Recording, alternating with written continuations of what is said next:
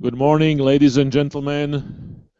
We are continuing our debates between the university students from Serbia and Slovakia. Today, we have gathered here in Banska Bystrica to welcome the students from the University of Novi Sad and the students from Matej Bel University here in Banska Bystrica. We will do the debate after a brief lecture to be delivered by Peter Bator, who is principal advisor to Slovakia's permanent representative to NATO. Peter is actually a graduate of Matej Bel University here in Banska Bystrica, and I'm very glad that I can welcome him here and have him share his thoughts with us today. Peter? Thank you, Milan. And hello to Novi Sad. Welcome to our Serbian students. Welcome to you who are at home here. And I have to say I feel at home as well, since I'm a graduate not only of the university but of this faculty. And I have the honor to be the very first graduate of this faculty. So it's always good to come back and to pay back something what I learned and what I got here. What I'm going to talk about today, if I find the right button just to start the presentation, give me a second.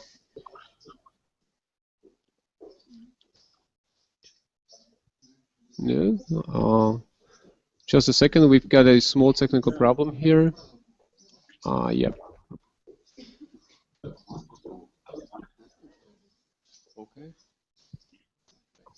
Okay. Okay. Good. Now you can see. So you got rid of my face, which is always good, and we tried it last time, and it was a wise choice, as we got the feedback. So what I'm going to talk about today is several topics. The first one, NATO and the EU. What are they? Do they compete? Do they cooperate? Do they complement each other? What's the division of labor in Europe?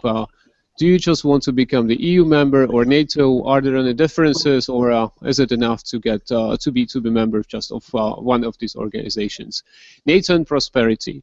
If you become a NATO member, does it mean that it will foster direct foreign investments? Will it help you to be well off? Will it give you more money? Will it bring more wealth to your people? Ukraine. This is what I called yesterday as a sexy topic. Because everyone's talking about that. All organizations, not only they have to cope with it, but also all the analysts and experts are talking about this topic in every occasion and at every conference. And then we also included one topic that we also discussed last time, and that is what is NATO doing beyond the military? What is doing more than deploying troops and sending its aircraft across the world? So NATO and the EU, are they so different? If you look at the picture, there are definitely two different animals, but at least in this picture they are heading the same direction. It is not clear and sure whether and how far they went together. But so how is the reality? There are states that want to become members of both of these prominent clubs, if we may call it like this. Some of them however, want to just be a member of one. So it's obviously the EU. Some of them would prefer just NATO and not to join the EU for different reasons. And usually the young states want to get it all. Just to be members of the EU, want to be members of NATO, and want to have all the advantages that usually come with membership in these two organizations. So what are the differences? What do they have in common? If you look at Europe and the idea of Europe having whole, free, and at peace, and we can freely say that these two organizations are really something that really embodies this idea. But each organization is a bit different. But what I would say, the basic values are the same. If we speak about the basic values, we always have to quote, and we like to quote, freedom, democracy, rule of law. If you look at the values of EU, it goes a bit further. It's not only the basic values; it's also social justice. It's many other areas, not only respect for human rights. So it goes also into economy, it goes into agriculture, etc., etc. So all the values are really supported throughout, I would say, everyday life of the citizens of the European Union people.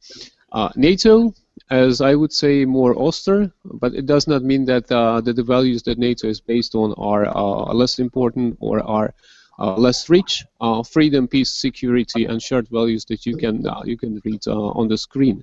But you know, the main difference between the EU and NATO is that the EU really encompasses all spheres of life, while NATO originally as a military organization, and we today call it a political military organization based on Article 5, collective defense. I will not elaborate more on this, but where they really differ is the accession process. If some states want to become members of these organizations, they really feel the difference. There might be several areas where they overlap, but the rest is different. EU, they set quite clear set of criteria, and they divided these criteria into 33 chapters. Each chapter has its sub-chapters, has its different benchmarks, and if you see just the areas where you have to fulfill the criteria, freedom of movement for people, goods, capital, services, but also if you go down the text, you've got social policy, economic, taxation, justice. I mean, everything, every single sphere of life of the citizens of the EU are governed, and if the state wants to become a member, they really have to totally reform the system of the state. If you look at NATO, it might seem it's more text, but it's I would say less substance when it comes to the number of criteria, when it comes to number of spheres of life, and usually it concentrates mostly on defense and on security. It does not mean that NATO does not require the state to be reformed. If the state must be, and if NATO requires the state to be democratic, if it requires to be prosperous, if it requires to have enough resources dedicated for defense, it means that you have to reform the state.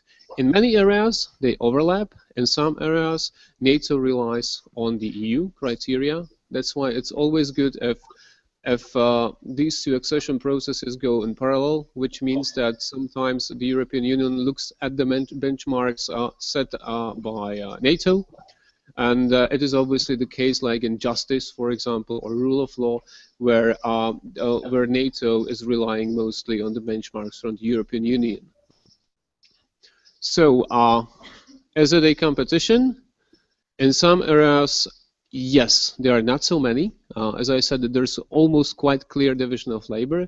But when it comes to topics such as the defense industry or regulation of internal market that governs aspects that deal with security or defense, then we may see some competition. But this is mostly economic. In other areas, it is not that visible, and we may call it that there is not much competition between NATO and the European Union. They do not compete.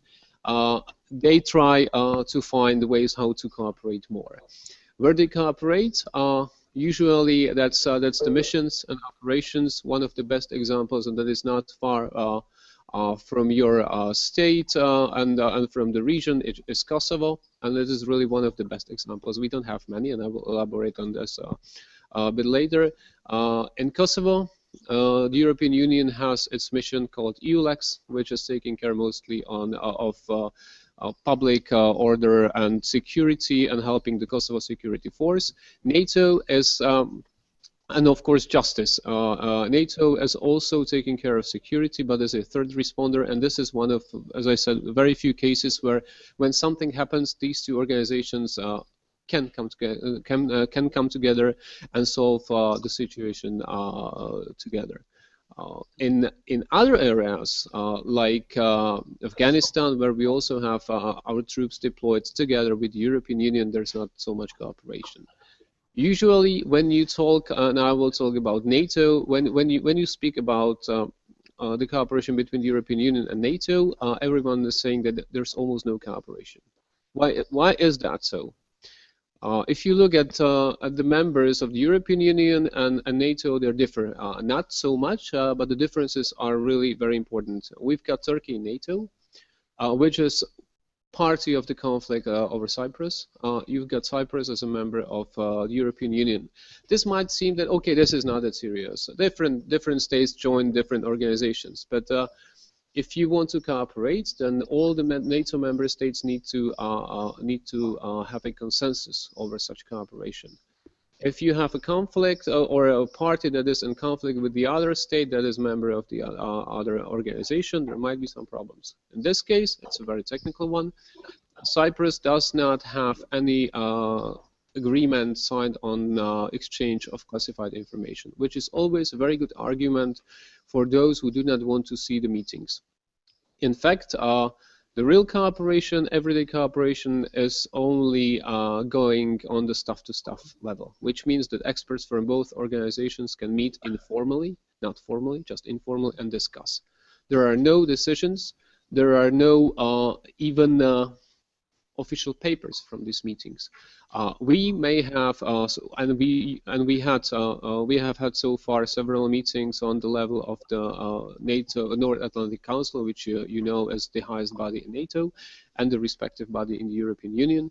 It's usually only consultations. There are no joint decisions. Last meeting of this kind was held when the Ukrainian crisis started. So these two organizations met, but the main purpose of this was just to exchange views, how we see the crisis, what measures are these two respective organizations taking. But there was no joint statement, there was no joint action, anything. I will come to this. So there's a question when you look at the member states of the European Union and the member states of NATO. Do the states cooperate because they are rich, or are they rich because they cooperate with each other? If you look at the figures, when you combine the European Union and the United States, that you might have almost half of the GDP produced in the world.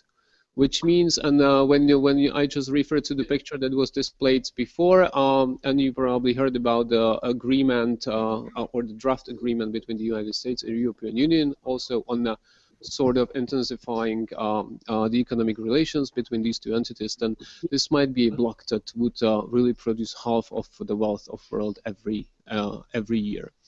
So. Just to sum up, and I always hear this when I come to your region. I heard this many times in Montenegro, but this is partially also valid for Serbia. When you ask people, okay, would you prefer to join the European Union or NATO? Usually the answer is, okay, we'd like to go to European Union and not to NATO. And if we ask why, the answer usually is, okay, because we don't want to lose so much of our independence and our sovereignty. If we go to NATO, we just need to go somewhere and send the troops and be involved in conflicts. We are losing our sovereignty, and this is not the case with the European Union. In fact, if you look at these two organizations, it's just the other way around. The European Union is not a consensus-based organization. It means there's a majority voting, majority decisions, which means in practice that even if you do not agree with certain rules or directives, you have to implement them. And it means that if you want to sell first-class bananas, for example, they have to have precise shape. If they don't have it, you can't classify it as like first-class bananas. Then you're a seller, and then you can't do that. Your state didn't have to agree with this, but you have to implement it. It really touches the everyday life. I mean, mobile operators, they would like to make as much profit as possible. On the other hand, you might have heard there's a EU regulation saying that this is the maximum price they can charge you if you're abroad, like for roaming talks, etc., etc. So you're losing a lot of sovereignty, because there are many areas, and it really touches, like, you can't use the normal bulbs from the year, I don't know, 2017, or I don't know which year it is. You have to use this power saving bulbs. You can't use it anymore. You can't even produce it. You can't use certain names of products in the European Union. And this, I'm not saying this is bad. This is just fact. And NATO, and I talked about that during the first lecture, if you want to approve anything in NATO at any level, you must have 28 nations agreement, which means you must have consensus over every single element of NATO. That's why the argument that, okay, we don't want to lose so much of our sovereignty really is more valid for the European Union than for NATO. But usually the picture of NATO is much worse, and that's why people think that, okay, if we join this organization, this might be a issue to our foreign policy orientation or our priorities. And when I saw just when I displayed the division of the GDP in the world, then it also comes with the question: will NATO help you with some prosperity? Will NATO give you money? Will NATO arrange for better reforms that would just lead to well-being of your people? Well, you can answer in both no and yes. No, if you expect that there will be NATO that will come to your state and give you money, or if there is a NATO that will invest in your country and create jobs. If you expect NATO to give some incentives or financial assistance, usually not. Unless, I mean, if there are some exceptions, okay, but generally this is not NATO's role, and this is something NATO is not doing. The NATO's budget is reserved for different things: operations, NATO maintenance, I mean, as an organization, and maybe some programs which are mostly and usually used for the NATO members, just to develop their capabilities. But you can also say yes, but it's not a direct impact. You can, once you became a member of NATO, then you're this and what we call exclusive club, which is valid for both EU and for the EU and NATO. But it speaks that, okay, you had to reform your security sector, you had to reform your justice sector, and usually you're more predictable. At least the 27 states in NATO knows your system. If they need something, they just look at the papers they have at NATO. They don't need to go anywhere because everything's stored there. They can talk to you. Also, if you want to procure something, then you know, okay, there are certain rules, and these states usually respect these rules. So there is sort of predictability and stability. If you have 2 or 3 states, of course, if you find a state somewhere you'd like to invest and the labor force is really cheap, and then you have a NATO member or the EU member, then you would just calculate it economically and say, okay, I would go to Africa because I really can lower the expenses.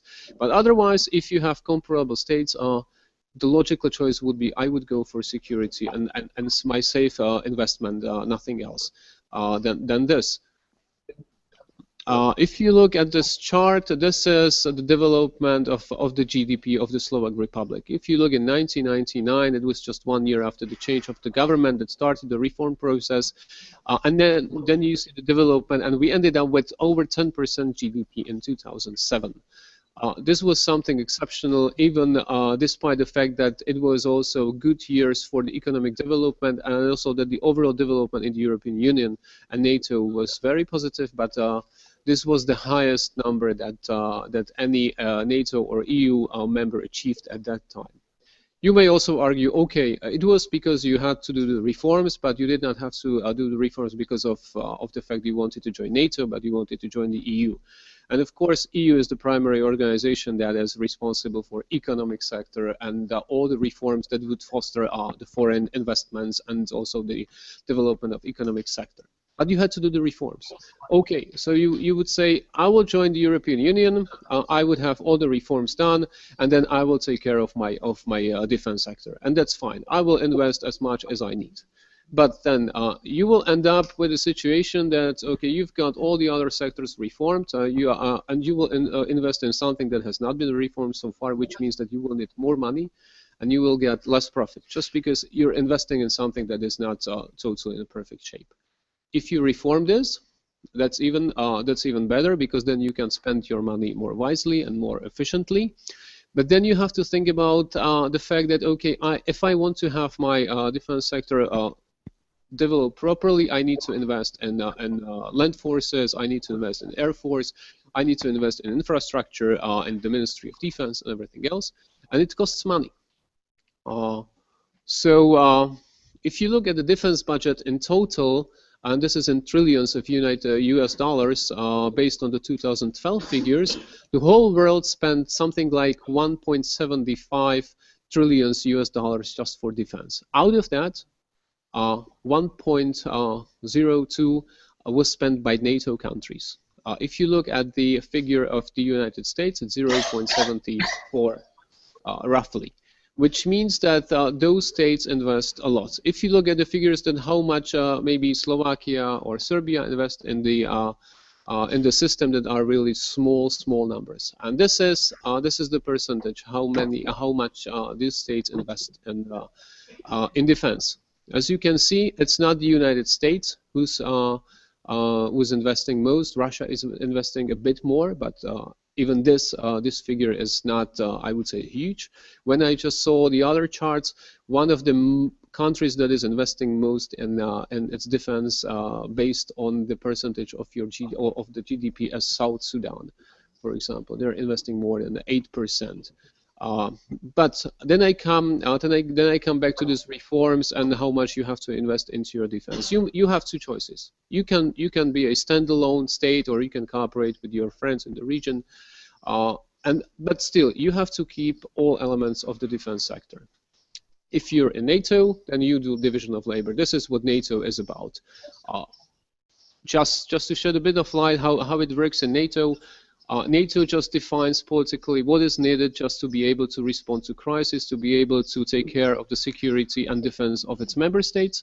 And then it is just broken down and saying, okay, Slovakia will need to contribute with 2 battalions of this, with some special forces. You will need to have 2 fighting aircrafts, and then everything else may be taken care of by someone else.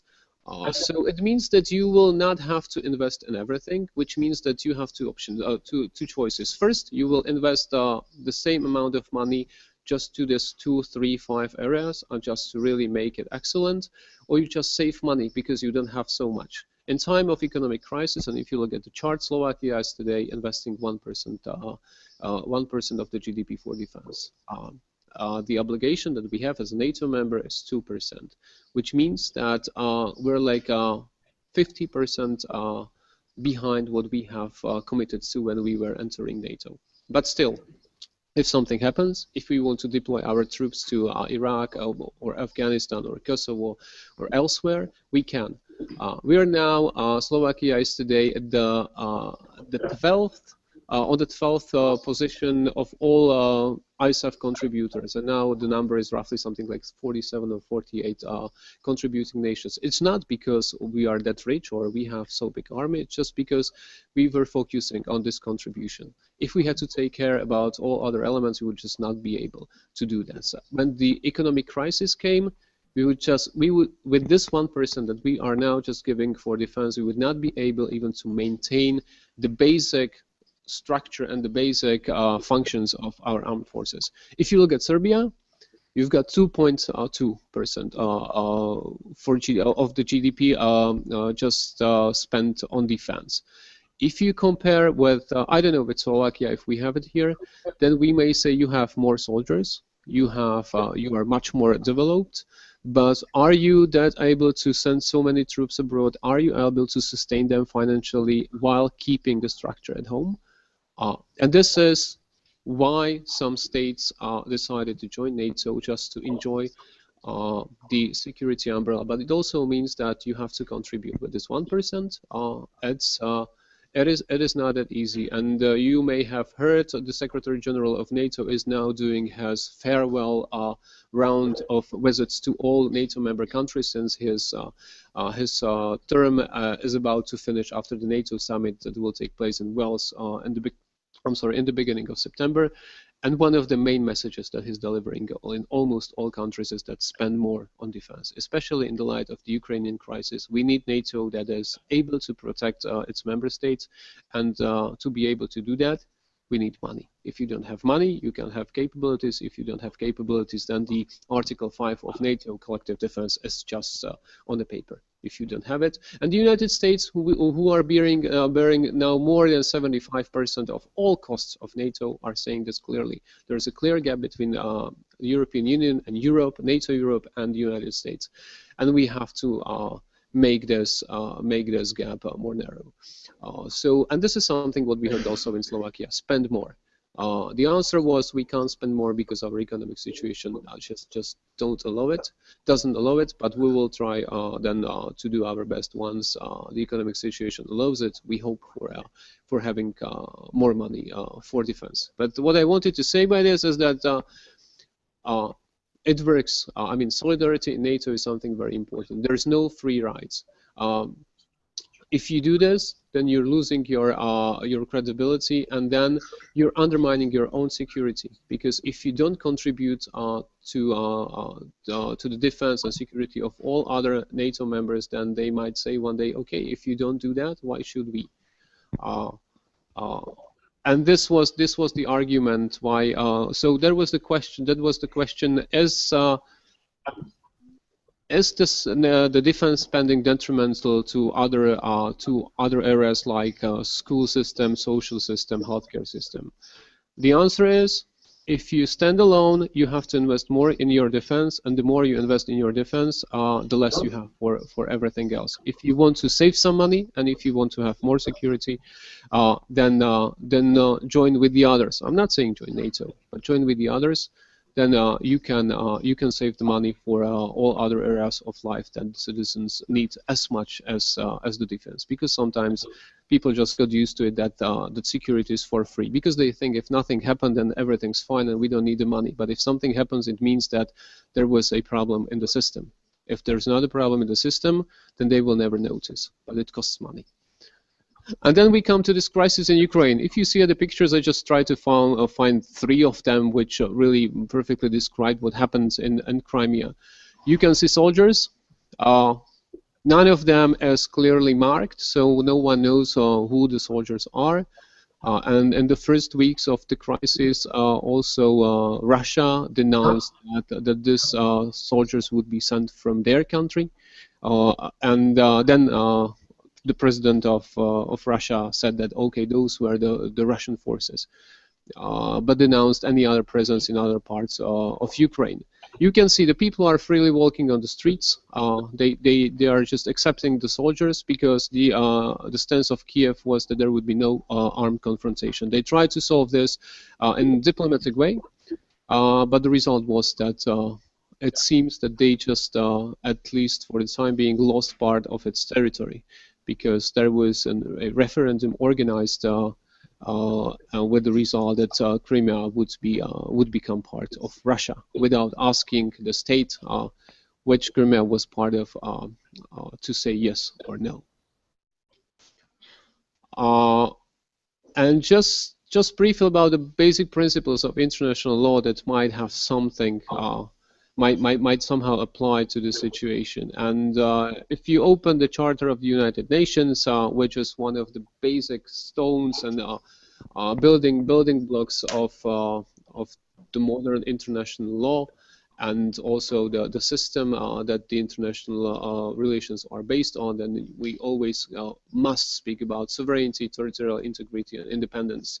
And which means that no state has a right, or even should not have any influence on the official authorities when they decide to execute authority over the territory and the people of the state, of course in compliance with international law and other standards. No use of force or threat of use of force, which means that you can't say, if you don't do this, we'll send our troops and we'll just make you do this, or even that you send the troops. It's again violating the basic principles and basic elements of every state mentioned in the first bullet. And then, of course, if you don't respect this, Then we have an international system of sanctions also defined by the United Nations Charter. But with one flaw, if one of the permanent members of the United Security Council is a party to the conflict, there will be no decision, since, as you know, this is the highest body that may decide on the sanctions. But it does not limit other states and organizations to impose the sanctions bilaterally, and this is what happened. And now here you can see the clear division of labor between NATO and the European Union. While the European Union decided to impose economic sanctions, NATO decided to focus more on its own security, which means obviously NATO can't intervene in Ukraine, can't defend Ukraine based on Article 5 because Ukraine is not a member of NATO. There were many voices saying, why isn't NATO doing something? Why don't you send troops there? Why don't you try to defend Ukraine? It's just because NATO is a collective defense organization. In this case, they just did not want to intervene. There was no violence. There were not people killing each other, but there were several members clearly stating that this situation is something that raises security concerns and that they feel threatened. That's why NATO decided to deploy more forces to its eastern part, and by this I mean the Balts and also Poland. And NATO sent more aircrafts there just to strengthen the air policing, which means that they are guarding the airspace of the Baltic states. They also sent some troops, and that was the United States and other NATO members, just to reinforce the NATO presence. The result of this crisis for NATO is that NATO didn't plan for any strengthening of its presence in Europe. We really did not have any plans to do this because we knew it would cost money. We had the summit agenda on our tables, and we had some problems just to find something that would be like deliverable, what we call deliverable for the summit. The result of this crisis is that now we have one topic that is really most important among all the other topics, and this is what I have been already talking about. This is give more money for defense, because now we see that that stability might be very fragile and crisis may occur whenever you may or may not expect it. And we need to be prepared for anything. So those who criticize NATO, that NATO is a military organization and it's still keeping its armed forces, then the Russian actions just caused the opposite. And it's that NATO is strengthening its presence, and NATO will be more focusing on what is developing or has been developing for some years, with maybe not the intent to strengthen it. When you look at the European Union, it's mostly the soft power, and except for political declarations, they decided to impose also economic sanctions. But for the economic sanctions to work, they must have a real impact. If you agree only on those sanctions, that I mean the states, the object of the sanctions would say, okay, we will survive this, then there's not much sense in it. And there's a controversy because, you know, some of the EU member states have very close ties with Russia economically. If they imposed sanctions as they should be, then they might really lose a lot of money. If you look, for example, at Siemens, who invested 800 million euros in Russia in the recent years, and they want to continue with this. If you stop just cooperating with Russia, then they would suffer some economic loss. So this is also a matter of principle. If you don't agree with something that the other states are doing and you want to impose sanctions, then it must be done in full. If it is not, then we're losing credibility. So we'll see how this turns out. And on the other hand, there's a question: what sanctions would really have impact on Russia that would just change their stance in this crisis? When I just come briefly back to NATO again, what NATO did as well, we had quite a successful cooperation with Russia, and well, in developing capacities in Afghanistan, fight against terrorism, fight against trade in narcotics, etc. Really many programs that were very successful, and NATO ministers of foreign affairs have decided to suspend all cooperation with Russia. this does not mean that the member states decided to stop the cooperation with Russia in the military field as well. There are states that totally suspended everything, like Canada, as a matter of principle, but there are other states like France that is still selling troops, selling through ships to Russia, and just symbolically one of them is called Sevastopol, if I'm not mistaken. So this is what I was talking about, the EU as a soft power and what they can do. What EU did as well, they just stopped the talks with Russia on visa-free regime. This is something that Russia just said, okay, we can live without it, without serious impacts on our citizens. Of course, it is not the most comfortable way, but that's not a problem. One last slide on this topic. Those are 4 pictures that NATO published on its website.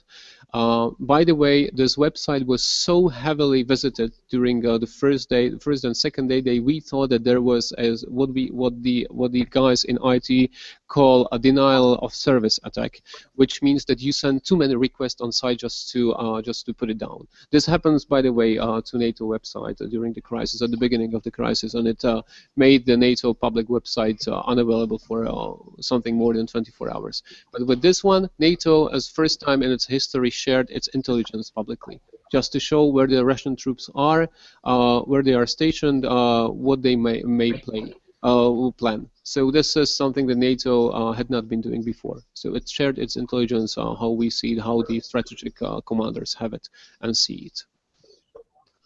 And then by this, to something that I touched upon during the last debate, but just to maybe repeat it and add something new.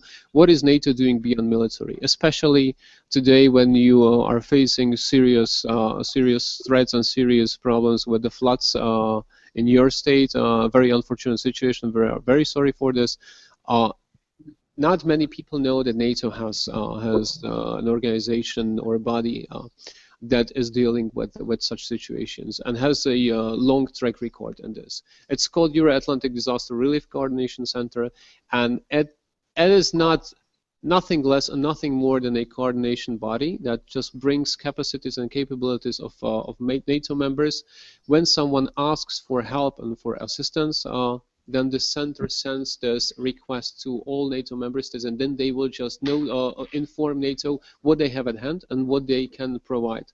Which means that once they define what would be the best way how to assist the state in question, then NATO would coordinate, like send its aircrafts just to load it to one aircraft from different states and just transport it to the country that is touched by these unfortunate circumstances. So far, Serbia has not asked for this assistance, but many states from the region have asked or asked in the past. It was Macedonia. It was Montenegro during the floods. Also, it was Bosnia and Herzegovina during the fires. Montenegro again because they faced some fires. But also NATO was doing this outside your region. Ukraine was one of the subjects or objects of this assistance, and it requested it several times. But not only this, the United States, a big country that you would think that could cope with everything, when the Hurricane Katrina came to the United States, United States asked for help from NATO. But still, the US are a member of NATO, but also Pakistan, after the earthquake, asked for assistance, and there was a sort of challenge for NATO because usually we have some frameworks how we cooperate with states. And you have just two ways. First, you're a NATO member, or you're a partner of NATO. Serbia is a partner of NATO officially because it is a member of the Partnership for Peace. Pakistan was not, but NATO, when NATO saw the consequences of the earthquake, just decided to send its assistance also to Pakistan. So this is something that is quite actual, and what has been NATO doing for years. And then something that is, I would say, more obvious, and this is assisting academics and NGO sector. One of the best tools, which has 12 million euros in its annual budget, and is called Science for Peace Projects, is dedicated to scientists from NATO countries and partner countries. For each project, you need 2 subjects. One must be from the NATO country and the other one as a partner. This is one of the most important tools used for developing good partnership relations with our partners. In Serbia, there have been several projects realized in the recent years, and this is only a matter of just of the people and scientists who just think of projects that can be submitted. There are no limits. I mean, there is a list of priorities that this project aims at, but usually it works both ways. Your government may just find out a project that would be of interest to someone, and then find a partner in another country, and then submit it to NATO. But it may be just one professor at the university finding its counterpart in one of the NATO countries, and just submit the project. For example, Slovakia in the recent years, 2 or 3 years, gained 2 million euros for these projects. Most of them were scientific projects and realized in several countries. So something that I would say 12 millions for science is not a small amount of money, if especially at the academic soil. If we talk about as the universities realize how much money it's maybe just for research, for nothing else, just research. Disaster relief, I already talked about it. You know this picture from the from the last time, but for its success, I repeated it. And I just wanted to talk about the project that is still being implemented in Kragujevac's facility to for decomposition of surplus ammunition, and the total amount of over 9 million euros. So again, I mean, when I talked about the fact that NATO is not investing in your country, NATO is not bringing money, and I said that there might be some exceptions, this is one of them. NATO trust funds, where several NATO states jointly collect money and then invest in something that that the receiving state thinks is of value to the people, or to some of companies or any other elements. Just by this, imagine if there was not this 9 million euros, how many people would not probably have their jobs in Kragujevac, because the Kragujevac factory would not be totally, I would say, would not be used or its capacity to the extent that it has been so far. Another project that is already over but helped quite a few people. This project was aimed at reintegration of former members of the armed forces into society. It was especially after the reform of your army and after the conflict was over, so you had to integrate the people into the society, and this was one of the projects NATO implemented successfully as well. Building Integrity Initiative is an initiative that is aimed at fighting corruption in defense sector.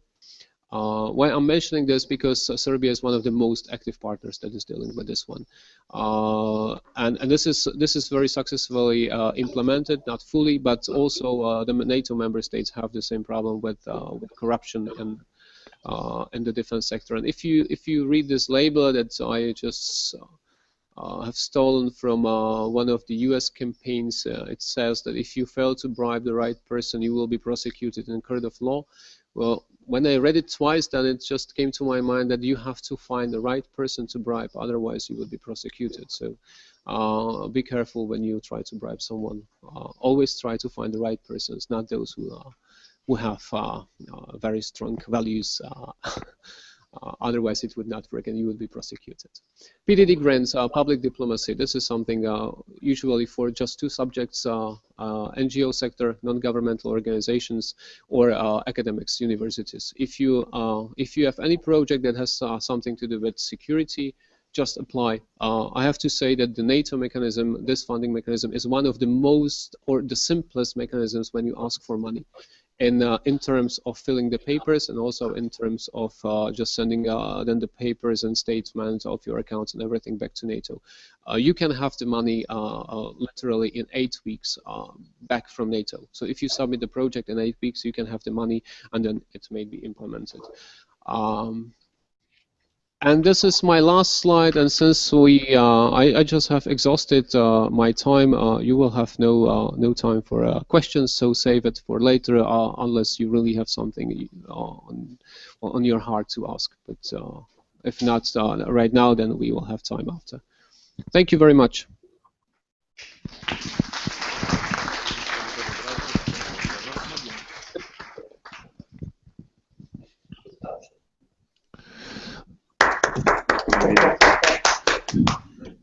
Thank you, Peter. As you could hear, you got the applause from both sides. Thank you very much for a very informative presentation. Hopefully, we have all learned some pieces of it. We will continue with our debate. But before we do, let me say that we are very saddened by what happened in Serbia. We feel sadly for the people who have lost. Can you hear us?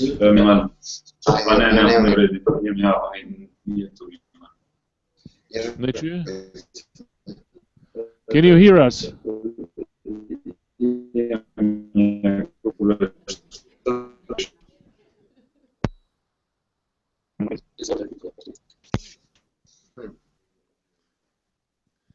Is it better now?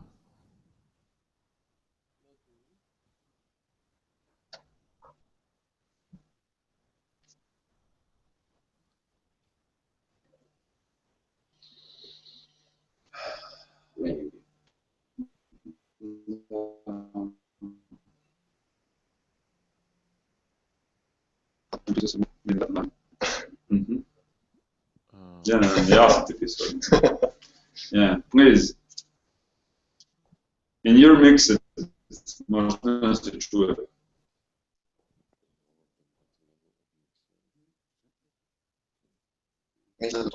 Moja procena. Ništa nije pravilo ovdje. Is it better now? Vlada, is it better now? Can you hear us now?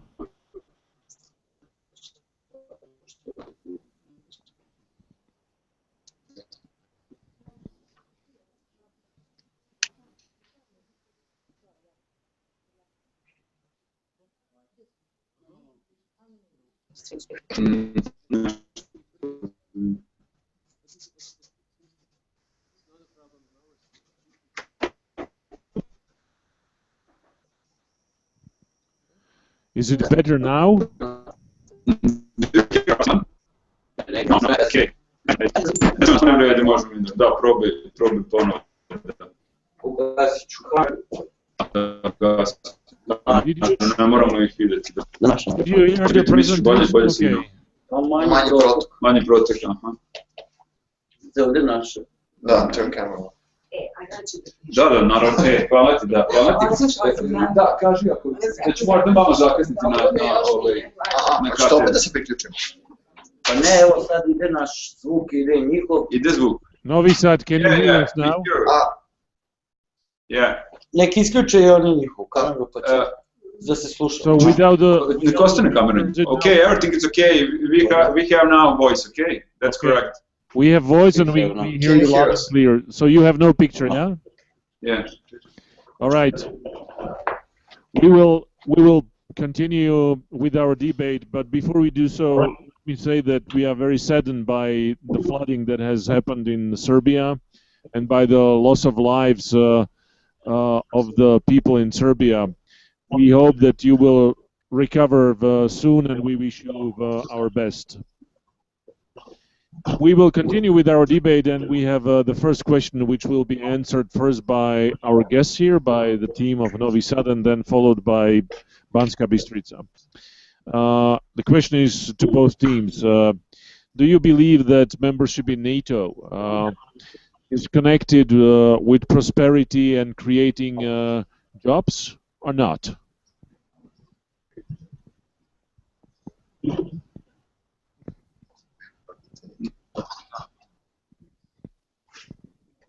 Hello, my name is Kristina Jojčin, and our answer to this question is that we believe that foreign direct investments are a very important source of developing countries and countries which are in transition.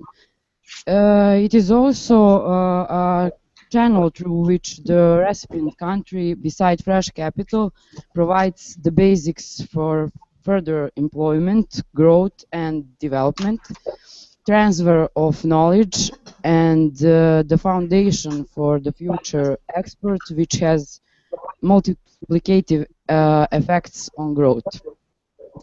We think that it is obvious that members of NATO have more investments and development in prosperity because the cooperation of countries that are in the alliance, we have examples of Slovenia's accession in NATO in 2004 when they receive long-term stability as well as the clear foreign policy profile. And the example of Bosnia and Herzegovina on its path towards the alliance should continue to meet the requirements of membership action plan to strengthen and implement the necessary reforms.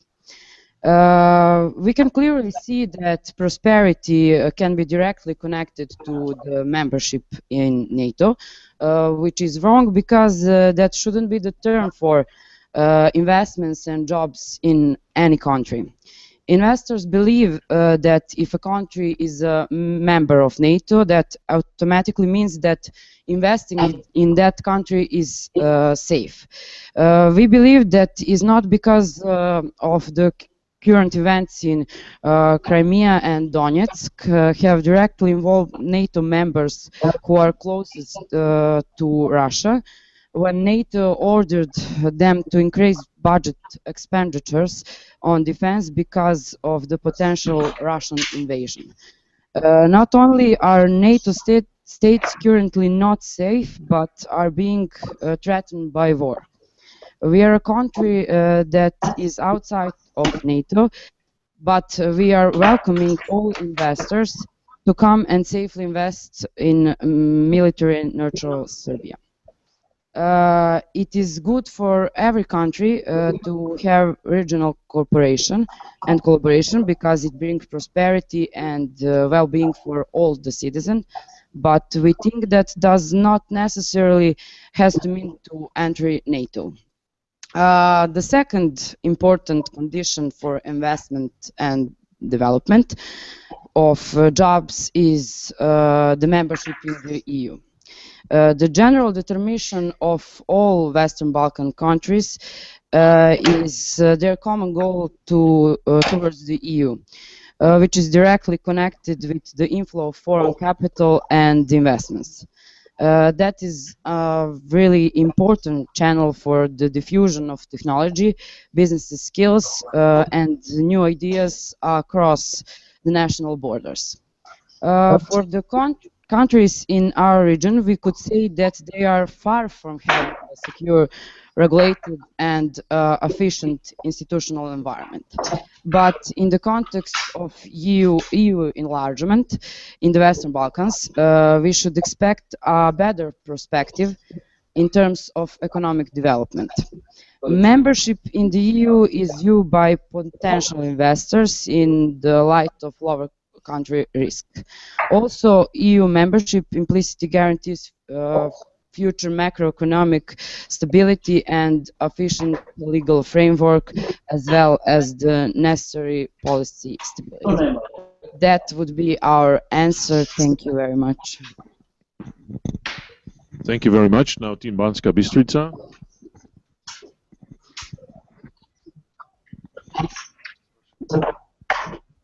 Thank you. My name is Martin Patuš. With the argument that membership in NATO is connected with prosperity and contributes to creating jobs, I overly disagree if, of course, we don't take into consideration some FDI, foreign direct investments, and a job creation in NATO institutions and its associated organizations operating in a member state and or representing the member state in the structures of NATO. In my opinion, only in those mentioned cases, membership in any organization, not just NATO, directly contributes to creating jobs itself.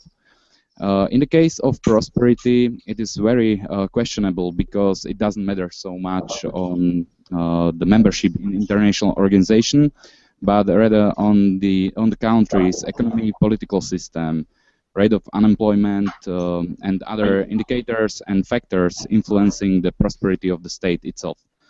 I can mention two examples. The first example is Albania. Albania is a member of NATO for 5 years. Nevertheless, the country's membership in the alliance brought for it no prosperity till now, nor contributed to significant creation of jobs. The second example is Switzerland, which as a neutral country is not a member of almost any large international organization, neither the EU nor NATO, and it is a prosperous state from our point of view. Thank you very much.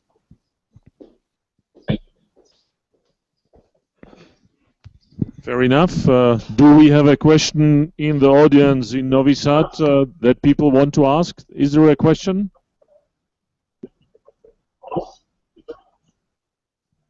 Yes or no? No, thanks. No, everything's okay. Wonderful. Is there a question here in hear me? Bystrica? Anybody wants to ask a question on no, thanks. NATO and prosperity? No. Vlada, we heard you. Thank you. We are asking here in Banska Bystrica. Anybody here in Banska Bystrica? That's not the case. Let's go to the second question that we will ask now. Banska Bystrica will answer the first, and Novi Sad will follow. And that is the question whether the defense expenditures connected with membership of NATO are to the detriment of other priorities, of other national priorities. In other words, do the defense expenditures that are connected with membership of NATO, do they negatively influence investing in education, healthcare, or other national priorities? Who wants to answer?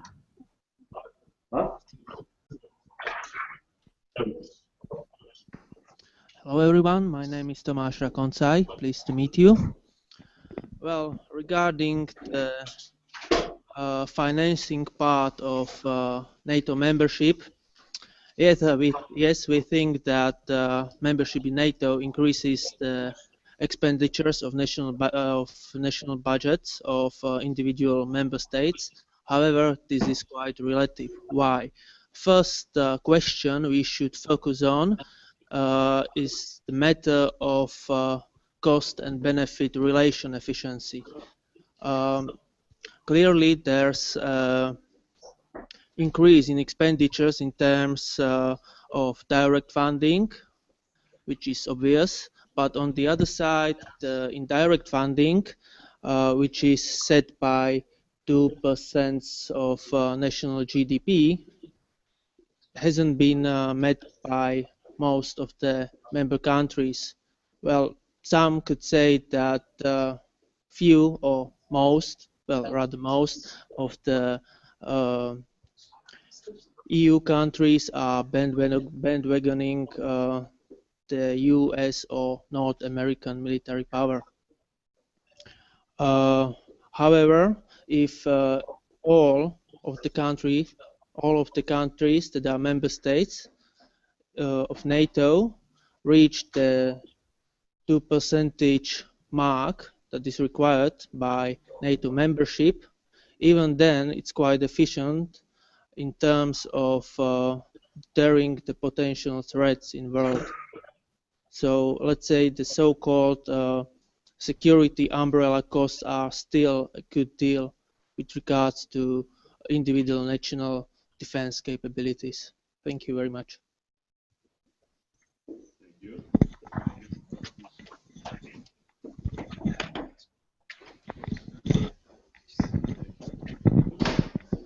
Now Novi Sad answers. Hello, my name is Alexander.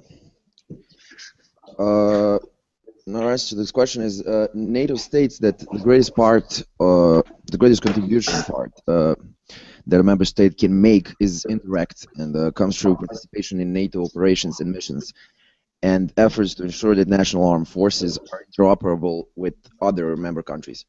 When it comes to direct contributions to the budget managed by NATO, they are made in accordance to cost-sharing formula based on gross national income, which is the minimum of 2% of the country's GDP.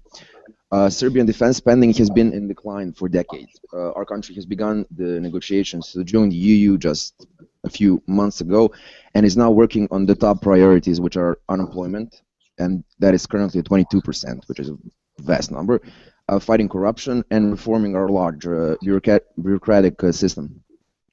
We're currently spending about 200 million euros on our 30,000 soldiers and have very little funds to acquire new military equipment. Because of this, Serbian army is heavily reliant on Russian donations and credits, and we will lose all that if we were to join NATO. Also, experts believe that joining NATO would increase defense expenditures and affect our struggling GDP, and that our current professional military is the optimal solution. Also, a few days ago, Eastern European countries got an order from NATO to stop defense cuts, since there is a fear that Russia could invade ex-Soviet states such as Lithuania, Latvia, and Estonia after its military invasion in Ukraine. And the situation is similar in other countries on the Balkans. Transition from social societies to modern capitalism has been tough on all former Yugoslavian countries, and we're sure that none of them are prepared to face more military expenditures. Currently, all of the non-NATO countries are glad to be left out of the Russia-NATO conflict and are working on interior problems which are vast and have great importance to focus on creating jobs and a stable economy, rather than participating in conflicts that are not directly impacting sovereignty of non-NATO countries. Former Yugoslavia and Eastern countries have had its share of warfare and defended its territory just 20 years ago and are now concerned on solving many interior problems that those wars have created. And to conclude, the biggest problem of countries that have joined the NATO Partnership for Peace, including Serbia, is unemployment. And the budget of these countries are currently stretched, facing a great deal of cutbacks. Because of these problems, NATO cannot expect potential states, as well as those who are already in NATO, to spend much more on defense and endanger already suffering economies. In conclusion, we do believe that membership in NATO increases defense expenses to the detriment of other important priorities. Thanks. Thank you very much. Do we have a question either here in Banska Bystrica or in Novi Sad? Yeah, we have a question in Banska Bystrica. I'd like to ask maybe about the thing that Serbia now is a neutral country. It's self-proclaimed and internationally not recognized neutral country. Do you think that it should stay like this? That Serbia should be neutral in the future? Thanks. Thank you.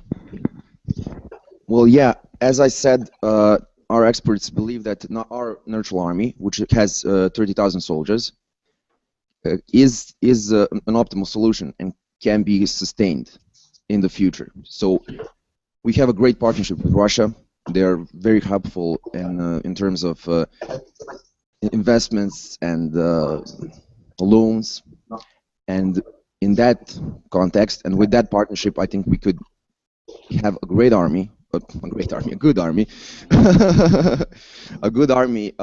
and sustain it. Maybe even prosper more in the future. So yes, I do think we should stay neutral. Thanks. So Russia will make Serbian army great. A question from Novi Sad. Novi Sad, does Novi Sad have a question to the audience here, to the teams? Novi Sad. Is there a question? Are you there?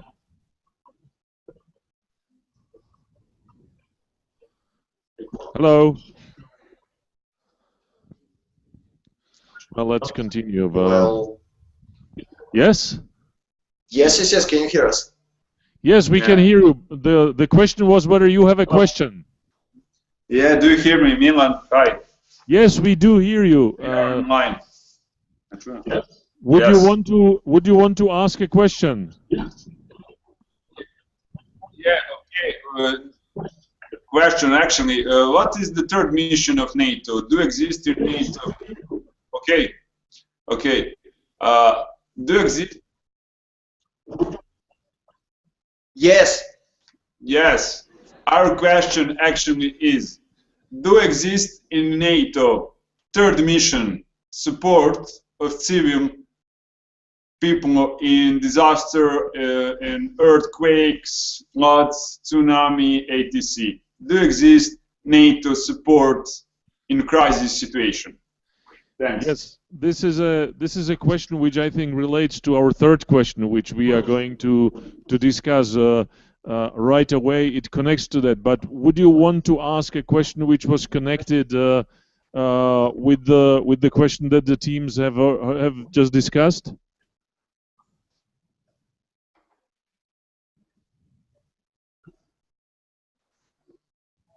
Okay, we go ahead with the... That's clear. We go ahead with the third question, and that is the question connected with what NATO can do beyond military action. This is a question which is very acute now, especially for Serbia. We have not put it on the list of the questions knowing that there will be flood, but we simply wanted to concentrate on the agenda which goes beyond the military action of NATO. So the teams, what do you think? Do you believe that there is anything that NATO can do for non-member countries, either in the area of natural disaster or of a humanitarian crisis? Team Novi Sad, go ahead. Hello, my name is Tiana, and we believe that NATO can help the states non-members. We've seen in the presentation it can help in the education sector, in NGO sector, in science, funding research. But especially important is that NATO has the capabilities that can be extremely helpful in disastrous situations and in helping countries that are non-members. But it was not like that from the beginning. In the beginning, procedures for assisting in disasters were only focused on member countries. So, for example, in the Chernobyl disaster, NATO did, because of the political situation, NATO did not do any help, and although some member countries of NATO did because they were affected of it, NATO did not even help those countries. But later, Partnership for Peace has allowed NATO to help not just the members, but all its partners in preparedness for disasters and their disaster relief operations. In December 1992, North Atlantic Council agreed that if NATO is asked to help in disaster by some international organization, NATO should be ready to assist. Today, NATO has the Euro-Atlantic Disaster Response Coordination Center that is a principal, a mechanism and tool in the Euro-Atlantic area disaster relief. It's based on a Euro-Atlantic Partnership Council policy that has some principles. First is that the stricken country remains the responsible party for disaster management. Second is that UN has the primary role in the international disaster relief operations. Therefore, the NATO Coordination Center will not duplicate the role, but provide additional support to UN. In the case of a disaster requiring international assistance, it will remain for individual nations to decide whether to provide assistance, and if so, whether to do so through the Euro-Atlantic Disaster Response Unit or by providing assistance directly to the stricken country. In case of a disaster, any country can ask the Euro-Atlantic Disaster Coordination Center to help them. This coordination center has been involved in a number of major operations, which includes members and non-members of the NATO. We think this is a good mechanism because NATO does not help directly to the states, non-members, in the case of a disaster, but through this mechanism, responding to UN management and allowing its member to send help in resources, equipment, military, and that are actually the NATO capabilities and that can be of great usage. During the last few days, Serbia, along with Bosnia and Croatia, are coping with the worst disaster that hit this region, and it's a hard time for the people. We are grateful for any help that came through the NATO countries and non-NATO countries, and we plead for more because the real disaster is yet to come. Serbia did not officially ask a Euro-Atlantic Disaster Response Coordination Center to help them. It asked the help from UN, and we believe that in case of any natural and human-made disaster, political rivalry should not exist, and emphasis is only on human lives. We greet and thank UN, NATO, and all the countries and all the organizations that helped through history and that will help in the future to save lives and help those that are unhelpful. Thank you.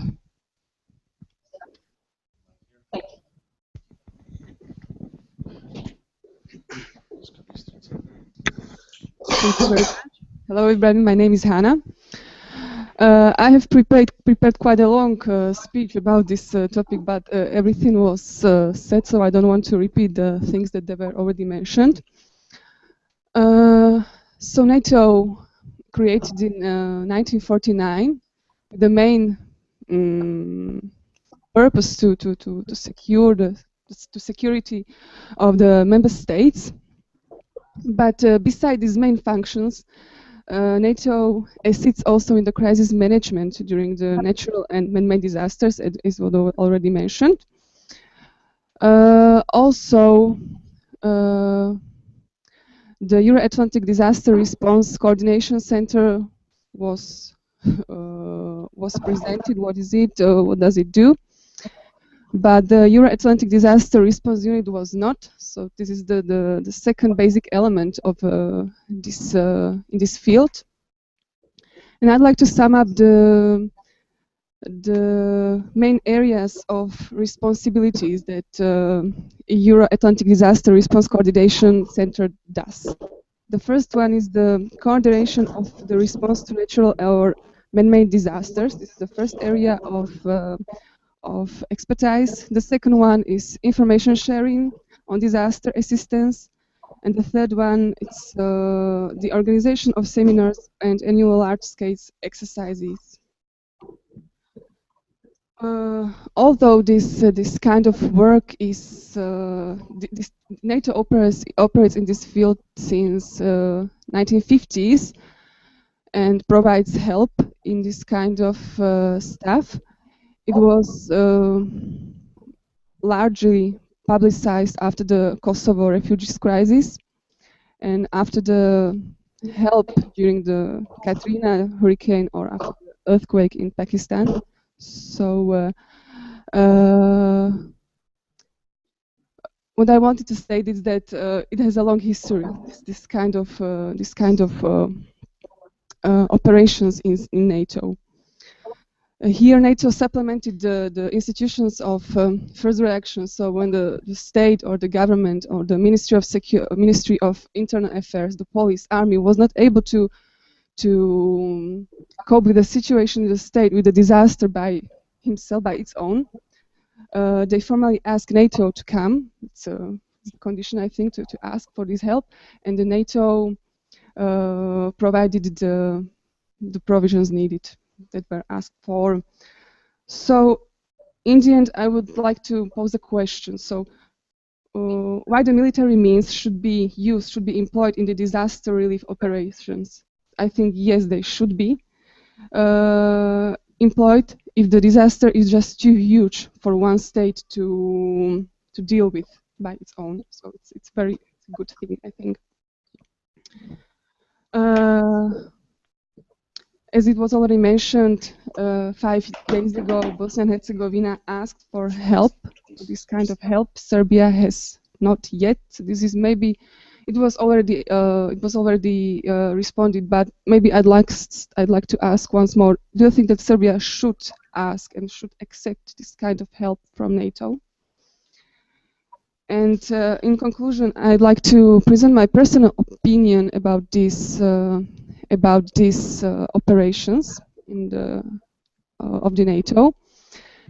usually it is said what one state should done to enter to some kind of international organization. So there are reforms and some conditions, of course, but I'd like to turn it vice versa.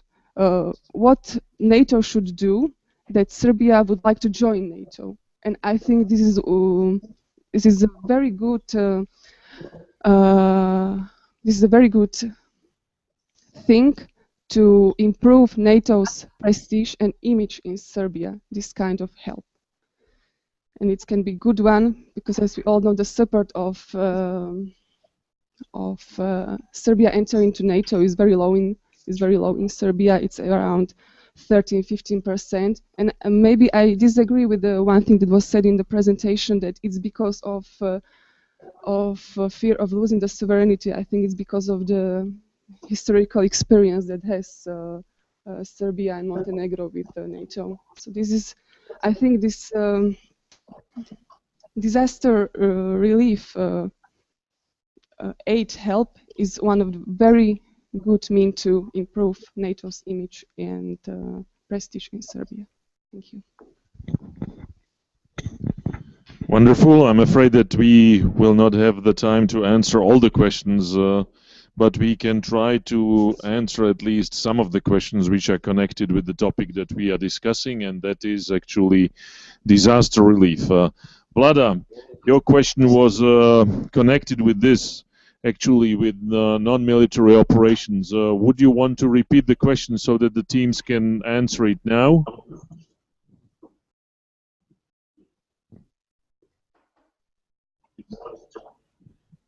Do we have still Novi Sad online?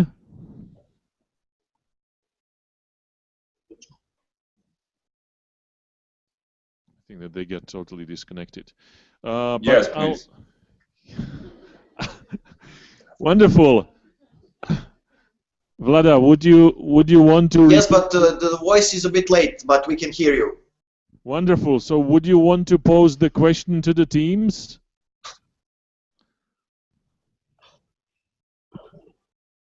Voice is like 10 seconds late, but it's okay.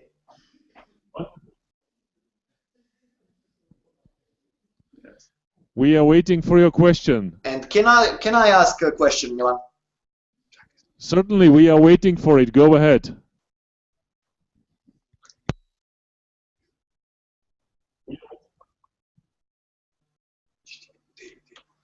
Okay, I have a question. What is Slovak experience with NATO in order to help disaster relief? Wonderful. That question is clear. What is Slovak experience with respect to NATO? Did Slovakia had some experience? Yes. Have some experience? Did Slovakia have some experience with respect to disaster relief? So yes, it has. In 2006, there were huge floods in Slovakia, and 4 countries, in fact three member countries and 1 candidate country, Austria, Germany, and Poland, and Croatia, provided sandbanks to prevent the water to spread. So yes, we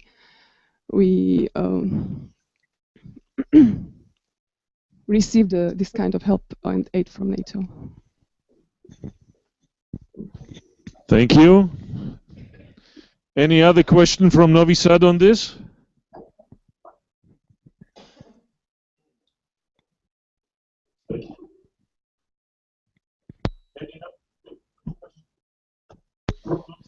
Okay, I have a question which follows up on the question which was asked by one of the team members from Banska, Bystrica. And that question directly relates to practicalities and leaves the field of theoretical discussion into the very practical discussion.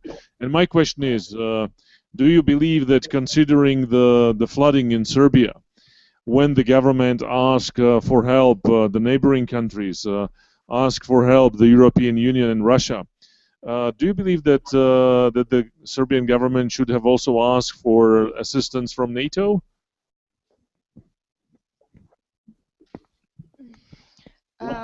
Well, this is a question that I think in this case, government should have asked for help, and that all the history and all the politics should be left aside in cases like this, when human lives can be saved, that where houses can be saved, where the whole economy can be a bit saved if we ask for help, and that in any case like this pride of a country should be left aside.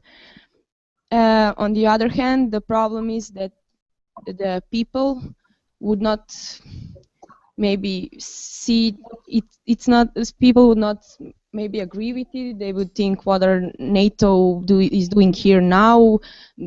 I don't know, probably even the conspiracy theories would start in cases like this, but that's all not relevant. Any help is needed and it should be asked for. Thank you. That was a clear answer from Novi Sad. Now Team Banska Bystrica can answer the question.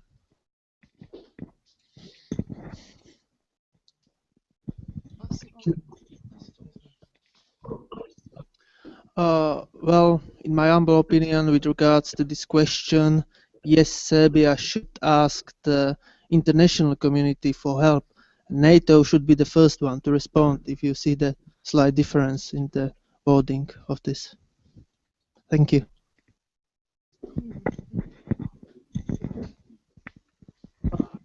Thank you very much. Do we have any other questions here in Banska Bystrica? Anybody else wants to ask a question on this? If that's not the case, Novi Sad, do you have a question?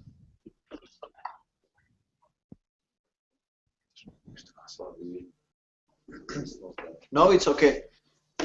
Wonderful. So we go to our fourth question, and that is connected to the events in eastern part of Ukraine and Russia's policy and annexation of Crimea. Everybody knows that the annexation of Crimea and the actions to destabilize eastern Ukraine and endanger sovereignty and territorial integrity of Ukraine are contrary to the international law. But my question is, are these events, are these policies of concern to you and to your countries? And looking at the sanctions that have been adopted with respect to Russia, do you believe that they are a useful tool, or do you see any other action that might be taken to defer Russia from pursuing such policies? Team Banska Bystrica answers the first, and then the team from Novi Sad follows.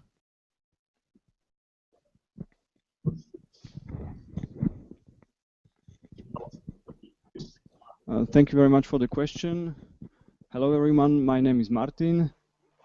Before I proceed with the question, I'd just like to add what my colleague said. As far as I know, international community has already shipped a huge amount of aid, humanitarian aid, to Serbia, which is a great sign of solidarity, and I think that everyone who's capable should really help Serbia, but not only Serbia, also Bosnia and other flooded countries. As for Crimea and the annexation crisis, yes, of course, it is, and it should be of concern to our country and to the citizens of the Slovak Republic, if for no other reason than for the simple fact that Ukraine is a neighboring country.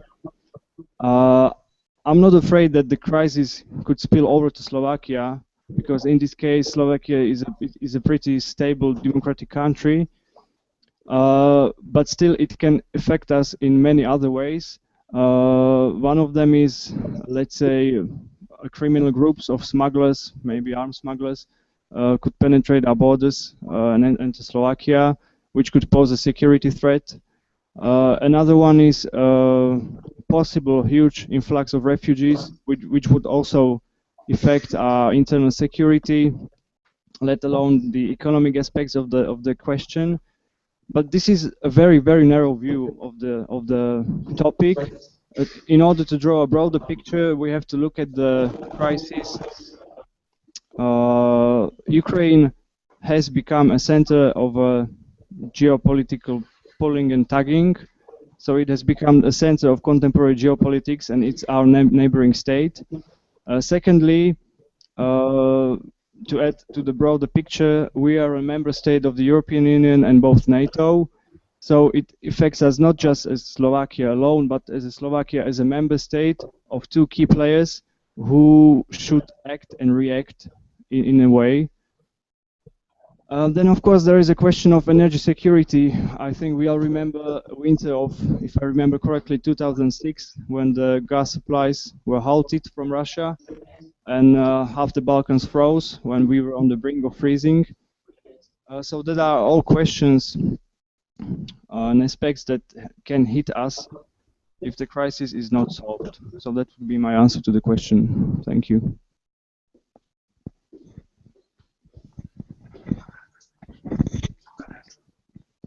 Thank you. Now Novi Sad has an opportunity to answer the question.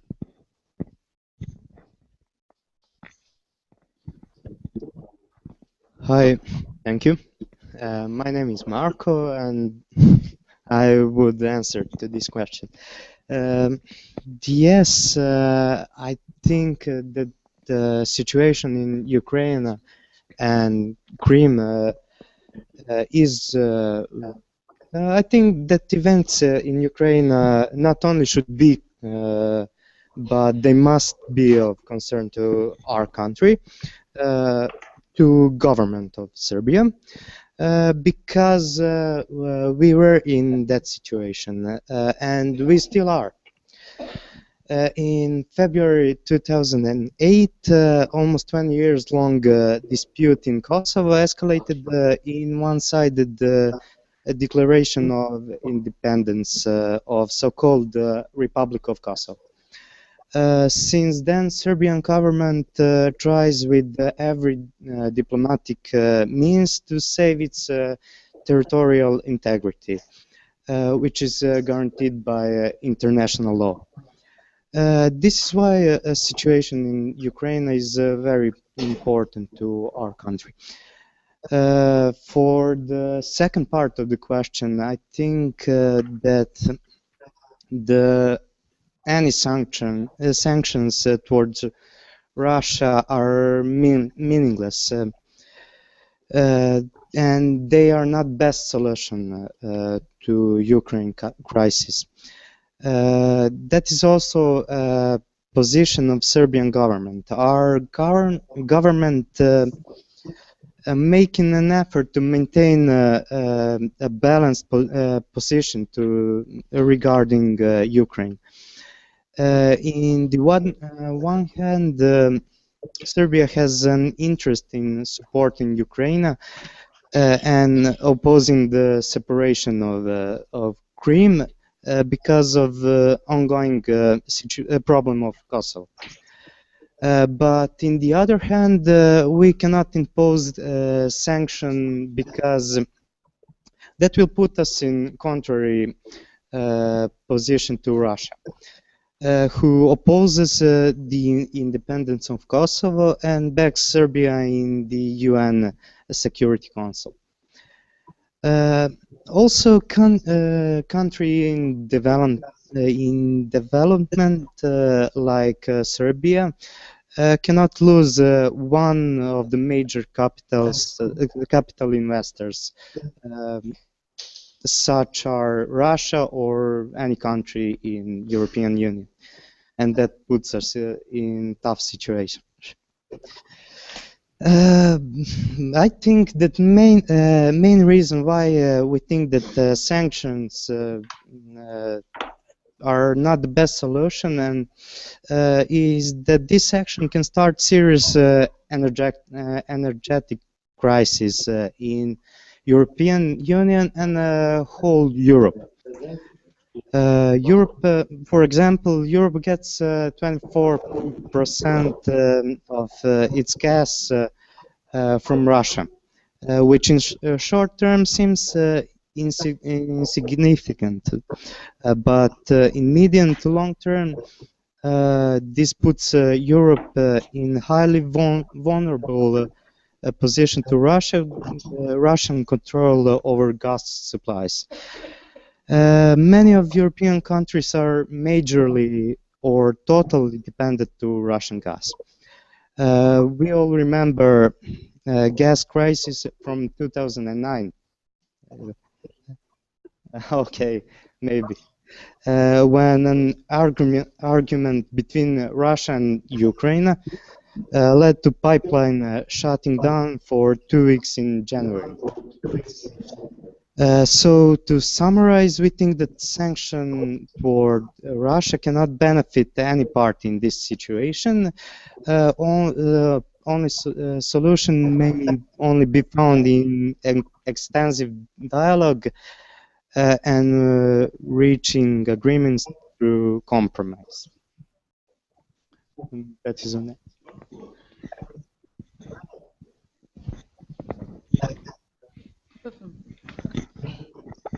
Both teams answered the question. Now we have an opportunity to take the questions from the floor. Is there a question in Novi Sad?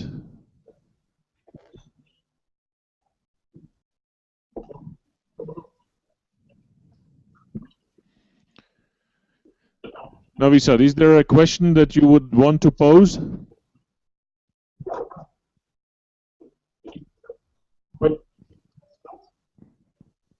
No. Okay, here in Banska Bystrica, anybody wants to ask a question on Ukraine, Russia, sanctions? A question? Okay. A question for our colleagues in Banska Bystrica. For us and our colleagues, do you think that the situation in Crimea, in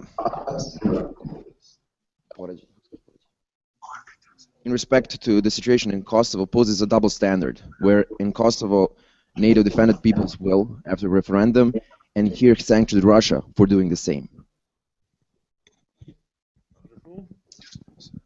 So Banska Bystrica will answer the question, and then Team Novi Sad will answer its own question, yeah?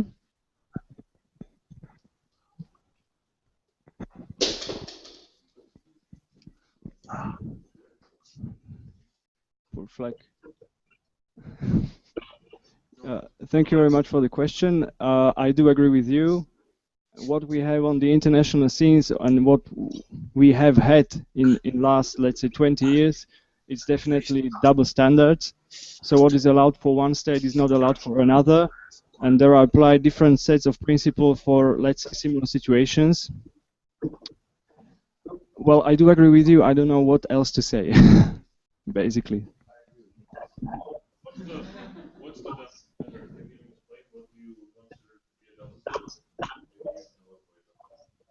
Oh yes, let's say why Kosovo was granted or promised a declaration of independence. Why was it, or has it been recognized by the states of international community, and why the free will of the people of Crimea is not respected? Let's say it's just one of the aspects. There are many, many more.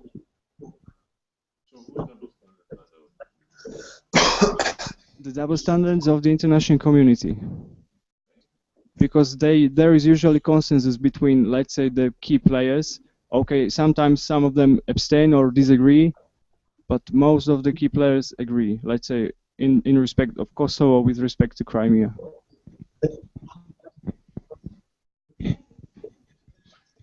Yes, I see one difference in these two cases, and the difference is the number of people who died in Kosovo and the number of people who died in Crimea, you see. But from the legal point of view, I think there is a double standard, yes. But this double standard shows us that what is the reason why we should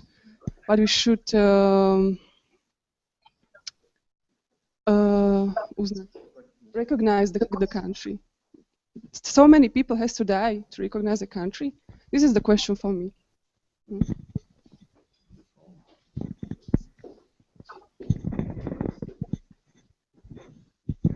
Well, they don't. People don't have to die, and I think that's why the will of people of Crimea should be respected, and they should be given independence, as was the case of Kosovo.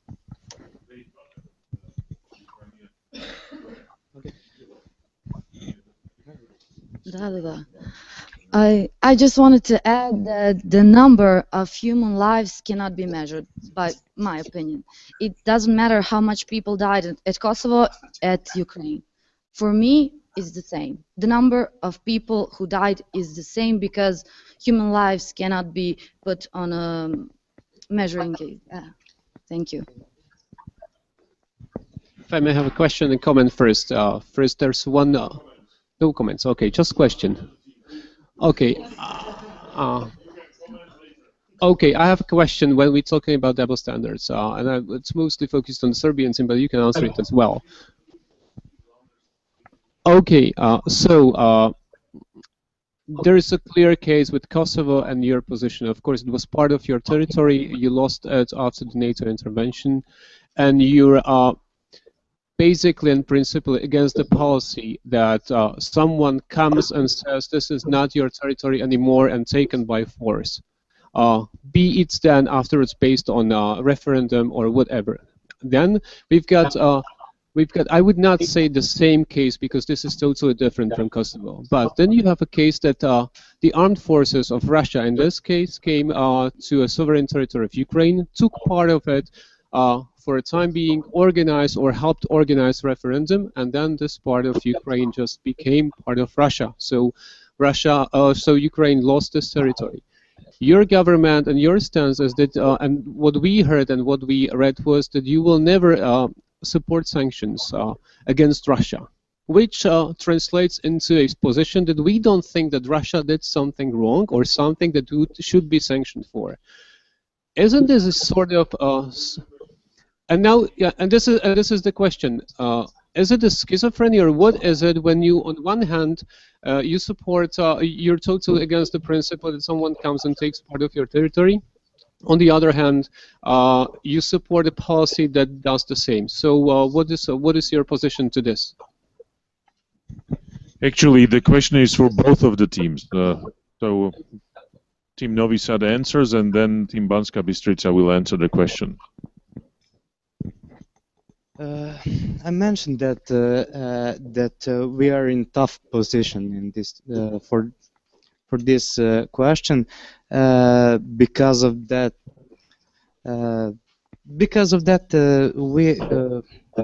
Russia are our great allies, and I don't know, something like that. But we do not support attack to any territorial integrity of any country, which is recognized by international community. And so I don't know. I think this is the question for high government officials, and I don't know. It's hard for us to answer that. Okay. I think in these cases, as the whole international community has the double standards, we're just mirroring those double standards. So in this case, we are seeing that the whole international community is now supporting, as would in the historical point of view be Serbia, and now it's not. So we are doing the opposite. We are supporting our ally, which we depend economically, but in the same case, we are not supporting that the international community is not doing the same. So we're just mirroring those double standards just exactly mirroring them, because we are in that position. Yeah. Now Banska Bystrica can follow up on that.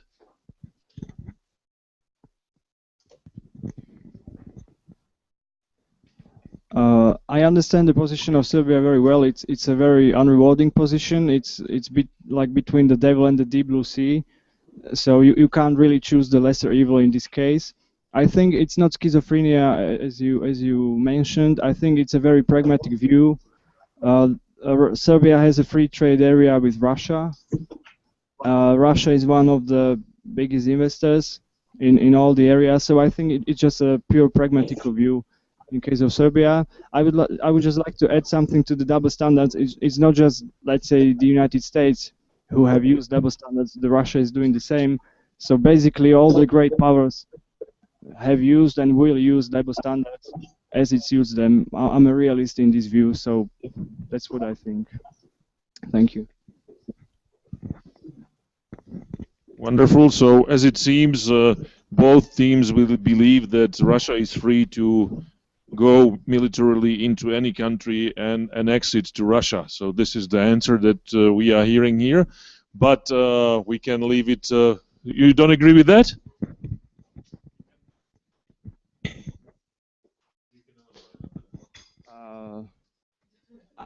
I think it was not the correct conclusion of what we said. I think that all states should adhere to the international law and the rules of the international law. However, and unfortunately, great powers seem to stand above this law. I do not approve of the action of Russia, but I also disapprove of what NATO did in Kosovo, let's say. Yes, so I do not approve of the annexation, of course, because also Slovakia is a small state. If we want to survive, we have to stick to the rules of international law. That's our only chance, I guess. It's a totally different answer than double standards.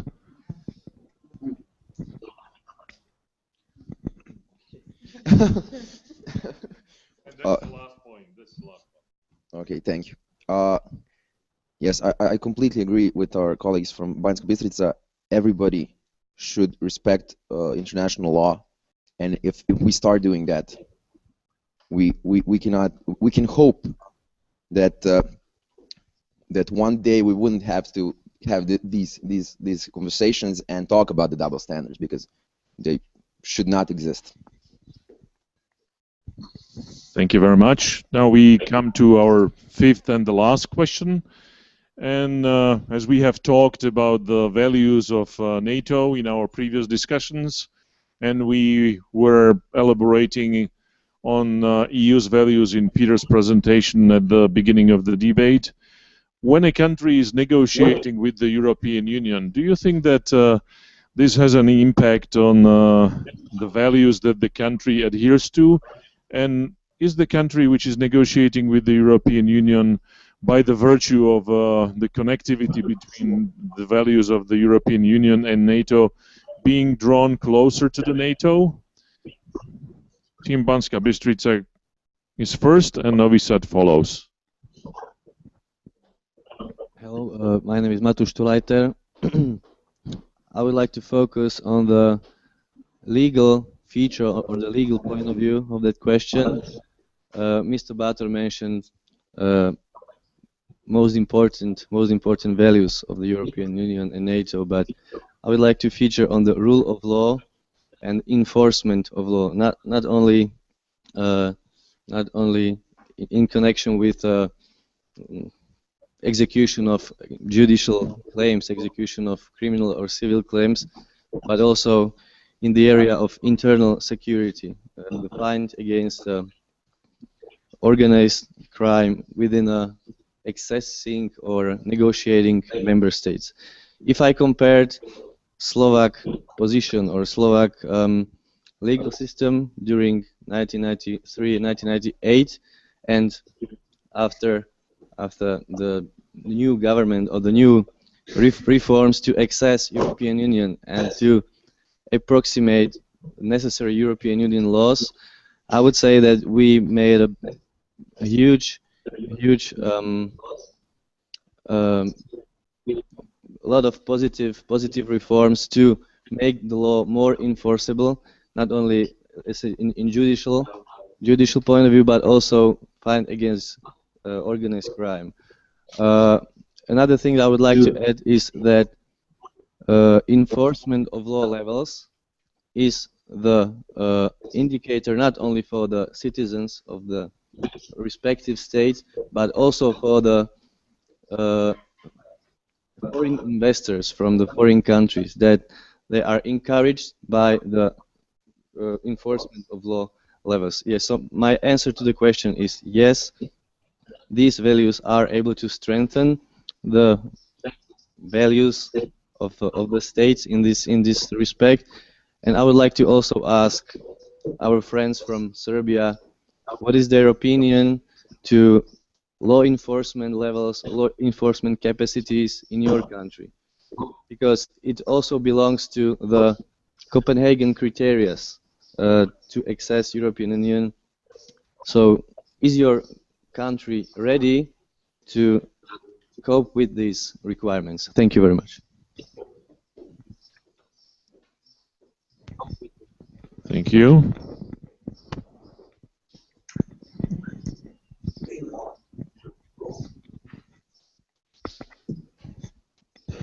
Hi, my name is Diana.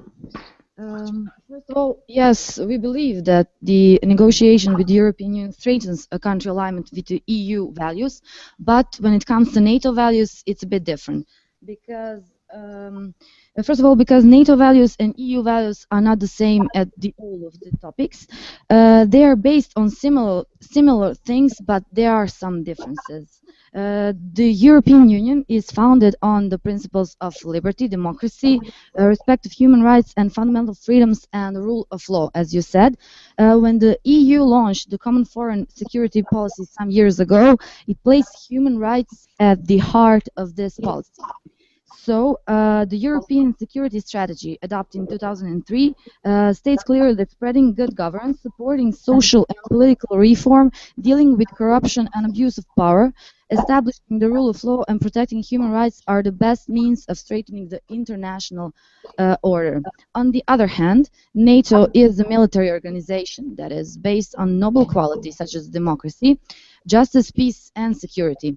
As an idea, it's essentially perfect, but with all said, in the end, it is still a military organization, which is, as we think, inconsistent with its idea and actions and has a selective concept of justice. Values that NATO is based on from its beginning. The main and the most important is to promote democratic ideas. NATO describes itself as a force for peace, democracy, security, and justice, but we shouldn't forget that it's a military organization, and its purpose is also to be involved in human war. In theory, their values are almost perfect, but in practice it shows differently. Unforgettable consequences of NATO acts are in human lives, and it cannot be measured. Collateral damage, lost lives of civilians and soldiers, lost homes, and ruined families are all the consequences of NATO acts. As an organization that promotes peace and democracy, they bombed Yugoslavia without authorization of the UN and its most important body, the Security Council. The main tool for peace and democracy should be dialogue and not violence and weapons that are not with NATO acts that I recently talked about. Sometimes, as I said, the NATO's acts are selective and based on economical and political interests that were not the same as EU values. For example, they intervened in Libya but still did not intervene in Syria. As a conclusion, for us, it is clear that EU demands on the democratization of region Western Balkans are crucial to achieve the respect for human rights. But when it comes to NATO, our opinion is different, because this organization respect for these rights was not always consistent, and we have our own country as an example for that, and in some areas we still feel the consequences. That is why our opinion is that the negotiations with the European Union strengthens the country alignment with the EU values, but we think that the problem is that EU values and those of NATO are not always the same. Thank you.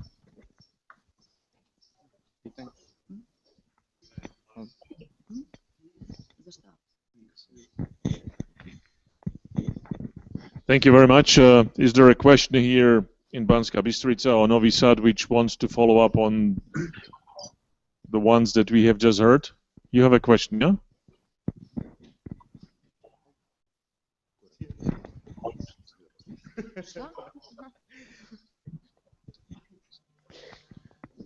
I have an informative question that I recently found out because of this presentation. You said that the way to cooperate more between NATO and the EU, but is that finding the way to cooperate more and to have the same values, because you said that they are not the same. Does this trying to find a way is bringing some damage to the countries that are both members of the NATO and the EU? So first the Slovak team answers the question. What were you asking for, please? You said that the EU and NATO don't have the same values in the presentation, right? That are not the same in basics, right? They have some differences, and they are still trying to find a way to make it the same, to make them cooperate, right? And then I'm asking, are countries that are members of the EU and NATO suffering some damages while these two organizations are trying to find a way to have similar values?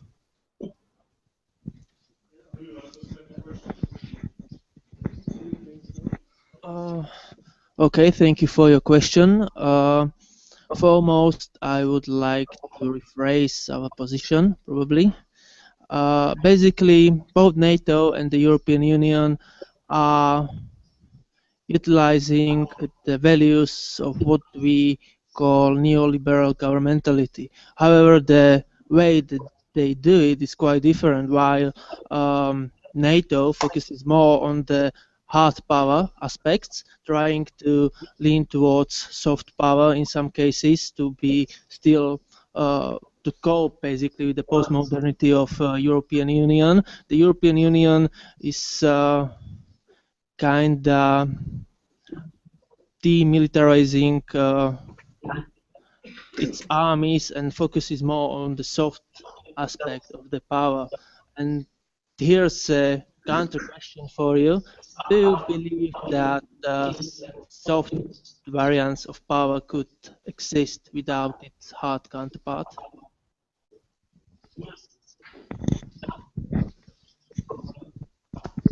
Well, thank you for the question. We think that it cannot exist with hard power, but we think that this power that we were talking about can be changed, and we cannot forget some of the consequences that we mentioned. So we are hoping that these values can be in some future, maybe at the same level. Thank you. Thank you very much. Now my last question is actually whether Novi Sad has a question. Yes, we do. Wonderful. We are all ears. Do you? Okay. 10 seconds late, but it's okay. Do you believe that some EU countries, but non-NATO countries like Finland, for example, will in the future become NATO countries, particularly because of, for example, Russian threat or something like that? Wonderful. That's a clear question. Banska Bystrica goes first, then Novi Sad follows.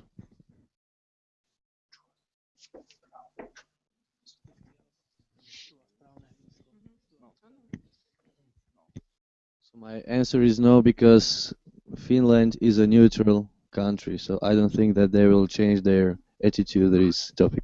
Thank you.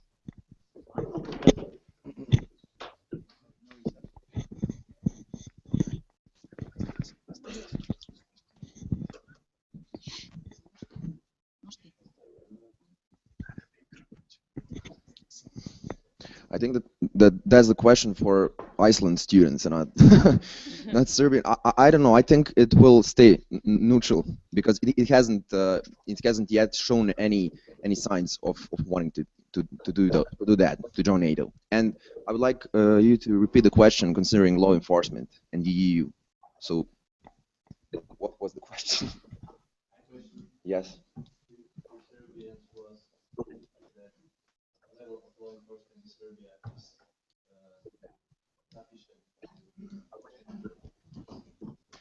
No, I don't, and I think that's one of the great things that will happen in the negotiations with the EU, because our law enforcement is very the budget is really low, and we don't have equipment, sufficient equipment, like Kevlar vests, and I think that through the negotiations and through the funding, through various projects, that will be affected in a good way. So we'll look forward to that. Yeah.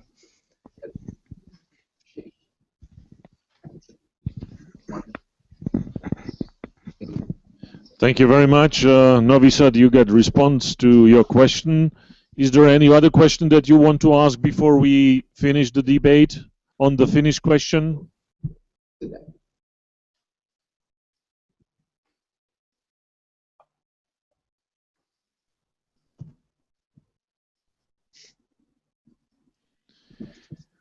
If that is not the case, I'd like to conclude today's debate by thanking the audience here in Banska Bystrica and the audience in Novi Sad, which we haven't got much chance to see, but we are thankful that people actually participated in today's debate and cheered the teams and asked the questions. I also would like to thank the coordinators here in Banska Bystrica. I'd like to thank Daniela Škutova for her work with her team, and in Novi Sad I'd like to thank Vlado Barovic for his work for his team, which is present here.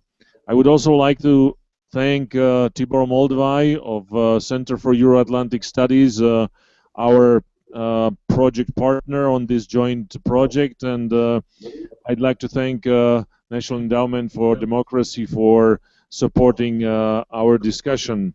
And last but not the least, thanks to my colleagues of MESA 10, to Lucia Klapachova and Rastio Valentovic for helping us on this project. And Peter, we very much appreciate your spending the time with us and sharing your thoughts with us today. Thank you very much, and we will see each other in the fall. Thank you again.